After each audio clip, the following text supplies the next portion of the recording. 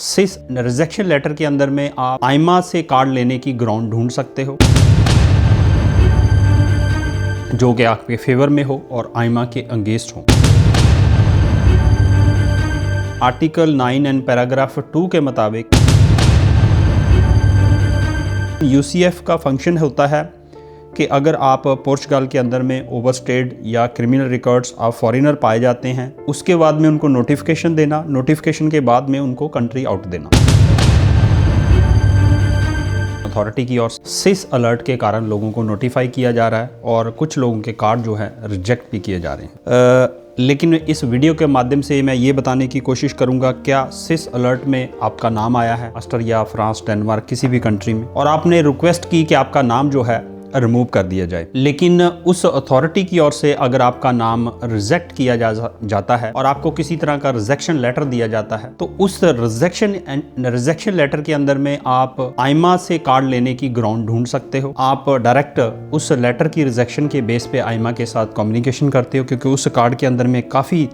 ऐसे आर्टिकल हो सकते हैं जो कि आपके फेवर में हो और आइमा के अगेंस्ट हो। इसी तरह से 2 रिजेक्शन लेटर हैं जो कि ऑस्ट्रेलिया से आए हैं। उन्होंने रिक्वेस्ट की थी कि आपका नाम जो है SIS से रिमूव किया जाए, लेकिन ऑस्ट्रेलिया की SIS अथॉरिटी की ओर से ये रिजेक्शन जो है उनको भेज दी गई है कि वो आपका नाम जो है सिस्टम से रिमूव नहीं करा सकते। लेकिन इसके अंदर में उन्होंने कुछ ऐसे इम्पॉर्टेंट पॉइंट्स हाईलाइट किए हैं, आर्टिकल हाईलाइट किए हैं, जिसका बेनिफिट जो है एप्लीकेंट ले सकता है पोर्चुगल में रेजिडेंसी कार्ड लेने के लिए। मैं पढ़ के बता देता हूँ। आर्टिकल 9 एंड पैराग्राफ 2 के मुताबिक अगर आप अपना नाम सिस से रिमूव कराना चाहते हैं तो आप पोर्चुगल की अथॉरिटी कॉल्ड आइमा हमारे साथ कम्युनिकेशन करें। और सिस लॉ ये कहता है कि अगर आइमा हमारे साथ आपका नाम रिमूव करवाने की रिक्वेस्ट भेजती है और हमें ये आगाह करती है कि वो आपको पोर्चुगल का रेजिडेंसी कार्ड अपने नेशनल फ्रेम के अकॉर्डिंग देने वाले हैं या दे चुके हैं, तो without any delay article 9 and paragraph 2 के मुताबिक आपका नाम सिस से हम इमीडिएटली रिमूव कर सकते हैं। ये इस रिजेक्शन लेटर के अंदर में सिस अथॉरिटी ऑस्ट्रेलिया की ओर से बताया गया। तो अब ये लेटर कैसे बेनिफिशियल हो सकता है जिस भी एप्लीकेंट की रिजेक्शन आई है ऑस्ट्रेलिया से? पहले तो इस आर्टिकल को एलैबोरेट करते हुए डॉक्यूमेंट को ट्रांसलेट करके आप आइमा के साथ कम्युनिकेशन करें कि आप मेरा नाम रिमूव कराने के लिए सिस अथॉरिटी ऑस्ट्रेलिया या फ्रांस जिस भी कंट्री में डायरेक्टली खुद रब्ता करें, बात करें और मेरा नाम रिमूव कराएं, क्योंकि आपके नेशनल लॉ फ्रेम के मुताबिक मेरी सारी चेक लिस्ट के मुताबिक सारी डॉक्यूमेंट्स कंप्लीट है। ओनली आइमा की ओर से अगर उनको इन्फॉर्मेशन दी जाती है कि आपको जो रेजिडेंसी कार्ड है वो ग्रांट करने वाले हैं, तो मेरा नाम जो है सिस से इमीडिएटली रिमूव कर दिया जा सकता है ऑस्ट्रेलिया से। आर्टिकल 9 एंड पैराग्राफ 2 के मुताबिक सिस लॉ के अंदर में ये रिफ्लेक्शन दी गई। तो इसका बखूबी बेनिफिट्स जो आपको हो सकता है अगर आपको इस तरह की रिजेक्शन लेटर आई है। लेकिन इस रिजेक्शन लेटर से आप आइमा के साथ एक कम्युनिकेशन करें, आइमा के ऊपर एक ये प्रेशर बना सकते हैं कि आप नाम रिमूव कराने में मेरी हेल्प करें। लेकिन अगर आइमा आपको इस चीज़ में इनिशिएट नहीं कर रहा, हेल्प नहीं कर रहा, रिप्लाई नहीं कर रहा, तो इस लेटर के बेस पे आइमा को नोटिफिकेशन के बाद आप कोर्ट में भी जा सकते हैं। कोर्ट की डायरेक्शंस के थ्रू भी अपने नाम को रिमूव करवाने के लिए आइमा से ऑस्ट्रेलिया को इनिशिएट करवाया जा सकता है। तो ये बेनिफिट जो है रिजेक्शंस के आप ले सकते हैं अगर आप उस रिस्पेक्टिव कंट्री में जिसने भी आपका नाम डाला है वहाँ पे आप क्रिमिनल नहीं हैं,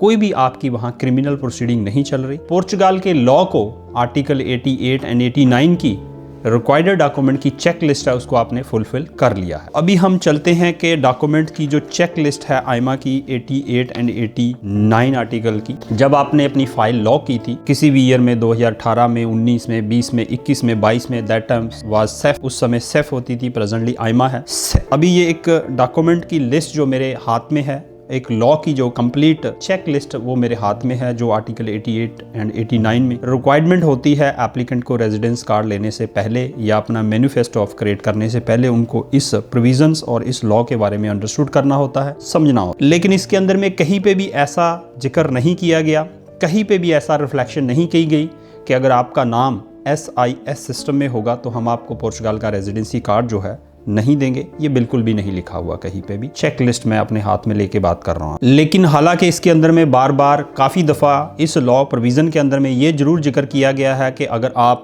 क्रिमिनल प्रोसीडिंग में हैं पोर्चुगाल के अंदर में, किसी और रेजिडेंस कंट्री में जहां पे आपने 1 साल से ज़्यादा टाइम लगाया है, और या फिर आप अपनी होम कंट्री में, तो आपको पोर्चुगाल का रेजिडेंसी कार्ड जो है नहीं दिया जाएगा। लेकिन यहाँ पे ये कहीं पे भी नहीं बताया गया कि अगर आप सिस अलर्ट में आपका नाम है, इवन नॉन क्रिमिनल प्रोसीडिंग में, तो आपको रेजिडेंसी कार्ड नहीं दिया जाएगा। बिल्कुल भी कहीं पे भी इस चेक लिस्ट, इस रिक्वायर्ड डॉक्यूमेंट की लिस्ट के अंदर में नहीं बताया गया। अभी की वेबसाइट है, आइमा की वेबसाइट है, उसके अंदर में भी बहुत ही डिटेल्ड में इसके बारे में एक्सप्लेनेशन नहीं की गई। हालांकि आइमा ने अपनी नई वेबसाइट के अंदर में न्यू यूनिट, जो कि पोर्चुगाल की ओर से एक न्यू यूनिट बिल्ड किया गया है, जिसको यूसीएफ बोलते हैं, यूसीएफ के बारे में एक्सप्लेनेशन की गई है चेकलिस्ट के अंदर में। लेकिन यूसीएफ का फंक्शन होता है कि अगर आप पोर्चुगाल के अंदर में ओवरस्टेड या क्रिमिनल रिकॉर्ड्स आप फॉरेनर पाए जाते हैं, तो उनको डिटेन करना, उसके बाद में उनको नोटिफिकेशन देना, नोटिफिकेशन के बाद में उनको कंट्री आउट देना, और अगर वो कंट्री छोड़ के नहीं जाते तो उनका नाम जो है सिस में एंटर करना, जैसे कि दूसरी कंट्रियां करती हैं। ऐसे ही सिस के साथ कोऑर्डिनेशन बॉडी है जिसका नाम यूसीएफ है, जो कि पोर्चुगाल की है बॉडी है, उसके बारे में जरूर रिफ्लेक्शन दी गई है। आइमा की वेबसाइट के ऊपर में बताया गया है कि अगर आप यूसीएफ के पैरामीटर्स को फॉलो नहीं करते हैं और यूसीएफ आपको कंट्री आउट देता है, तो आपको रेजिडेंसी कार्ड जो है नहीं दिया जाएगा। ये सिर्फ पुर्तगाल के लॉ तक सीमित है। ये को नई चेकलिस्ट जो आइमा की वेबसाइट के है आर्टिकल 88 एंड 89 की, उसके ऊपर में इस चीज़ के बारे में रिफ्लेक्शन जो है की गई है। लेकिन सिस के बारे में बहुत ही क्लियर रिफ्लेक्शन नहीं की गई, यानी कि सिस के किसी भी डॉक्यूमेंट्स के बारे में या सिस में नाम आने के कारण आपका रेजिडेंसी कार्ड के ऊपर में कोई भी डी इम्पैक्ट यानी कि नेगेटिव इम्पैक्ट होगा, ऐसा बिल्कुल भी चेकलिस्ट, लेटेस्ट जो चेकलिस्ट है वेबसाइट की, उसके ऊपर में बताया गया हो, ऐसा बिल्कुल भी नहीं है। सो इसकी डेफिनेशन ये भी निकलती है कि अगर आइमा या सेफ प्रीवियस उस समय सिस अलर्ट के कारण आपको रेजिडेंसी कार्ड नहीं देना चाहती थी, या लॉ के अंदर ये प्रोविज़न होता कि सिस अलर्ट के कारण आपको रेजिडेंसी कार्ड नहीं दिया जाएगा, तो ये पार्ट लॉ के अंदर भी होना चाहिए था पैराग्राफ, और साथ में चेकलिस्ट में भी होना चाहिए, जबकि ये दोनों ना तो लॉ के अंदर में। हालांकि इस आर्टिकल को, इस प्रोविज़न ऑफ आर्टिकल 88 एंड 89 को 26 टाइम अमेंडमेंट की गई है। नए नए इसके अंदर में पॉलिसीज़ को इंट्रोड्यूस किया गया है, नए नए इसके अंदर में प्रोविजंस और प्रावधान इंट्रोड्यूस किए गए हैं, लेकिन किसी भी प्रावधान के अंदर में सिस के बारे में रिफ्लेक्शन नहीं की गई है 26 टाइम इसकी अमेंडमेंट के होने के बावजूद भी, क्योंकि इस सब्जेक्ट को एप्लीकेंट से जो रेजिडेंसी कार्ड अपना प्रोसेस कर रहे हैं इमिग्रेंट्स पोर्चुगाल के अंदर में, उससे हाइड रखा गया है, उसको क्लियर वर्जन में नहीं दिखाया गया। तो इसका मीनिंग ये भी होता है कि आप अगर अपने आप को डिफेंड करते हैं आइमा के साथ, ये चेकलिस्ट के अकॉर्डिंगली आपने लॉ को फुली फॉलो किया है और कंप्लाइंस किए हैं, सारे डॉक्यूमेंट आपके पूरे हैं, तो आइमा की ये ऑब्लिगेशन बनती है कि वो आपको जो रेजिडेंसी कार्ड है सिस अलर्ट के बावजूद इशू करे, और उसके बाद में ये नोटिफिकेशन सिस को भेजे और आपका नाम जो है उस अलर्ट से रिमूव करवाए, या फिर रेजिडेंसी कार्ड देने से पहले सिस अथॉरिटी के साथ आर्टिकल 9 एंड पैराग्राफ 2 के मुताबिक कम्युनिकेशन करे, और आपका जो नाम रिमूव कराने के बाद आपको रेजिडेंसी कार्ड जो है इशू करे। क्योंकि चेकलिस्ट के अंदर ये इन्फॉर्मेशन नहीं है, जो नेशनल लॉ फ्रेम है उसके अंदर में ये इन्फॉर्मेशन नहीं है, और सिस अथॉरिटी या सिस रेगुलेशन की ओर से भी रिफ्लेक्शन की गई है कि दूसरी कंट्री अपने नेशनल इंटरेस्ट के लिए या फिर अदर ह्यूमैनिटेरियन ग्राउंड के बेसिस पे किसी भी फॉरेन या इमिग्रेंट को रेजिडेंस कार्ड देना चाहती है, वो दे सकती है। उसके लिए ऐसा बिल्कुल भी नहीं है कि आप किसी कंट्री में सिस अलर्ट में है तो आपको दूसरी शेंगन एरिया रेजिडेंसी कार्ड जो है नहीं दे सकता, ऐसा बिल्कुल भी रिफ्लेक्ट नहीं किया गया। लेकिन उसके अंदर में कुछ जगह पे जरूर लाइबिलिटीज़ फ्रेम की गई हैं कि अगर आप रेजिडेंसी कार्ड ग्रांट कर रहे हैं तो कल कोई क्रिमिनल प्रोसीडिंग निकलती है या होती है तो वो कंट्री जो है यानी कि पोर्चुगाल जो है लाइबल एंड रिस्पॉन्सिबल रहेगा इस चीज़ के लिए। हालांकि ये कुछ प्रोविजंस इस सिस्क लॉ के अंदर में बार बार दिखाया भी गया है, बताया भी गया है, लेकिन आप तमाम सब लोगों ने रेजिडेंसी कार्ड आर्टिकल 88 या 89 में प्रोसीड की थी बहुत पहले। इस चीज़ को देखते हुए कि जो आइमा की वेबसाइट है उसके ऊपर में चेक लिस्ट में सिस के बारे में कोई भी जिक्र नहीं है, कोई भी डॉक्यूमेंट रिक्वायर्ड नहीं है, इवन लॉ के अंदर में भी ये प्रोविज़न और प्रावधान नहीं दिखाया जा रहा, तो इसलिए आपका राइट बनता है कि आप लंबे समय पोर्चुगाल के इंटरेस्ट के लिए आपने काम किया और एक कंट्रीब्यूशंस की, तो आज आपका डेफिनेटली राइट बनता है कि आप आइमा को ये सब्जेक्ट्स दिखाते हुए, चेकलिस्ट या सिस के लॉ के आर्टिकल के प्रोविज़न्स दिखाते हुए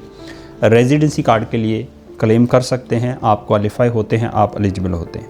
अगर किसी रीज़न से आपका केस जो है आइमा की ओर से रिजेक्ट भी कर दिया गया, जिसमें सिस को